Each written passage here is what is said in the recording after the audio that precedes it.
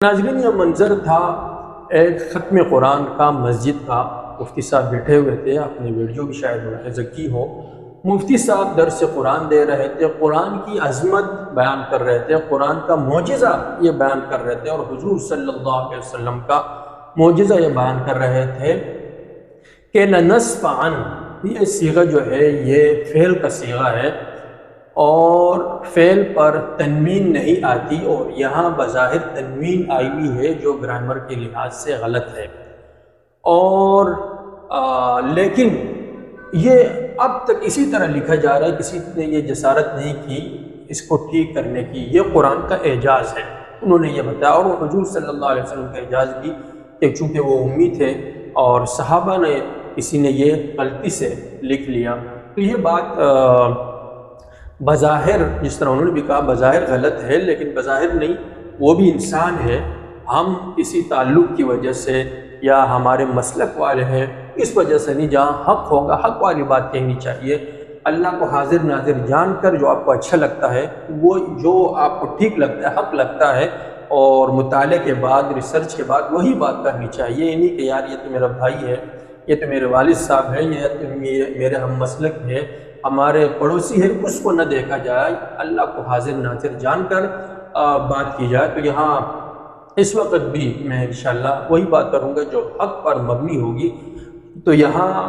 حق میں یہی سمجھتا ہوں، ان 2 دنوں میں دیکھتا رہا، اور الحمدللہ تھوڑا بہت علم علماء کے پاس بیٹھ کر ہم نے بھی حاصل کیا ہے۔ تو یہاں جس طرح میں نے شروع میں بھی عرض کیا، مفتی طارق مسعود صاحب سے غلطی ہوئی ہے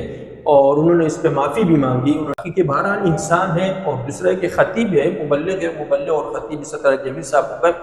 تو وہ دن میں کئی بیانات کر رہے ہوتے ہیں، تو ظاہر ہے کوئی نہ کوئی غلطی ہو جائے، اور انسان وہ نہیں ہے جو غلطی نہ کرے۔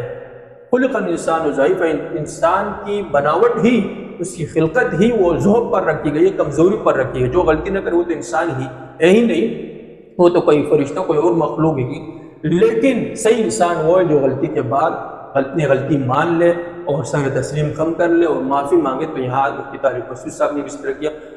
اس سے بڑھ کر اگر کوئی واقعی گستاخی رسول کرے نعوذ باللہ، یا گستاخی قرآن کرے، قرآن کو یا رسول کا گستاخ ہو، اس بارے میں بھی بنوری ٹاؤن جیسے بڑا مدرسہ ہے، انہوں نے فتوی دیا اگر کسی نے دانستہ طور پر بھی گستاخی کی، آپ کو میں باقاعدہ فتویٰ سناتا ہوں۔ میں نے جس طرح شروع میں عرض کیا کہ یہ فتویٰ کوئی اپنے ہم مسلک والے کے لیے نہیں، ہر مسلک کے لیے کرے، تو میں نے آپ میرے فیس بک پیج پر دیکھ سکتے ہیں، اس وقت بھی جب حالیہ واقعہ ہوا کوئٹہ کا، اس بندے کو ہم پہچانتے ہی نہیں، کون ہے کون نہیں، کوئی بھی نہیں پہچانتا تھا، غیر معروف شخصیت تھی، تو میں نے یہ فتویٰ اس وقت بھی فیس بک پہ پوسٹ کیا، ماشاءاللہ بہت لوگوں نے اسے شیئر کیا۔ تو اس میں صاف لکھے ہوئے میں آپ کو الفاظ دکھاتا ہوں۔ کسی نے پوچھا ہے کہ گستاخ رسول کی توبہ، مغفرت اور اس کے ساتھ سلوک کا حکم کیا ہے، اور گستاخ رسول کا حکم کیا ہے؟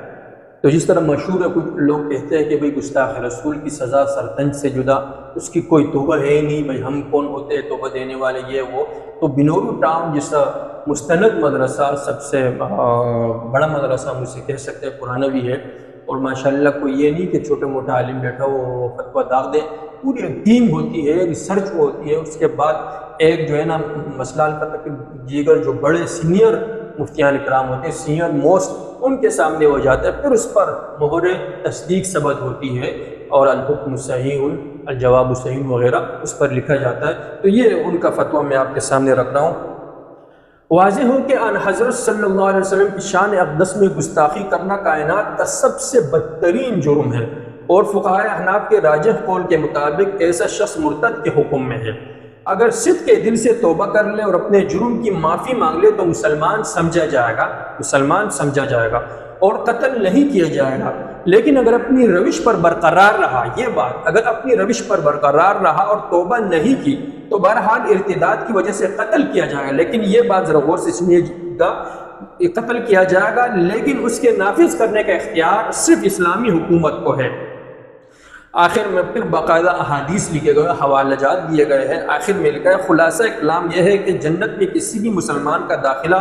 فقط اللہ کے فضل پر موقوف ہے۔ اگر گستاخ رسول بھی صدق کے دل سے توبہ کر لے تو اللہ تعالیٰ کی منشا اور فضل کے اعتبار سے آخرت میں اس کا داخلہ بھی جنت الفردوس میں ممکن ہو سکتا ہے۔ تو میرے بھائیوں اور دوستوں، یہ میں نے جس طرح کہ عرض کیا کہ یہ گستاخ رسول کے لیے یہ حکم ہے، تو مفتی صاحب تو جس طرح میں نے عرض کیا کہ گستاخ رسول کو تو تصور بھی اندر نہیں کر سکتے۔ جو لوگ کہہ رہے ہیں وہ نفرت پہ کہہ رہے ہیں، اور دیگر مسالک والے ہیں یا کوئی اور ان سے ذاتی چپکلش ہوگی، کوئی حسد ہو سکتا ہے، بغض ہو سکتا ہے، لیکن حکم جو ہے وہ یہی ہے کہ بھئی آپ کے سامنے وہ تو مسلمانوں کے عالم اسلام کے مبلغ ہیں، وہ دن رات ان کا اوڑھنا بچھونا اسلام ہے، تو اسلام کے خلاف، قرآن کے خلاف، رسول کے خلاف وہ کیوں کر جا سکتے ہیں؟ تو اس لیے بغض میں، عناد میں، نفرت میں، تعصب میں کوئی فیصلہ نہ ڈالیں جس کی وجہ سے آپ کا دخول جہنم میں ہو سکتا ہے۔ کسی چھوٹی سی بات پر بھی جو ہے آپ جا سکتے ہیں، تو بہت بڑی بات ہے، تو لہٰذا احتیاط سے کام لیں۔ تو آج کی محفل میں اتنا ہی، اگلی ملاقات کے لیے اجازت دیجیے گا، اور اس کے ساتھ ہی اپنا اور آس پڑوس کا ڈھیر سارا خیال بھی رکھیے گا، اور بلا وجہ کسی کے اوپر کیچڑ اچالنے سے، کسی کے اوپر گستاخ رسول کا فتویٰ داغنے سے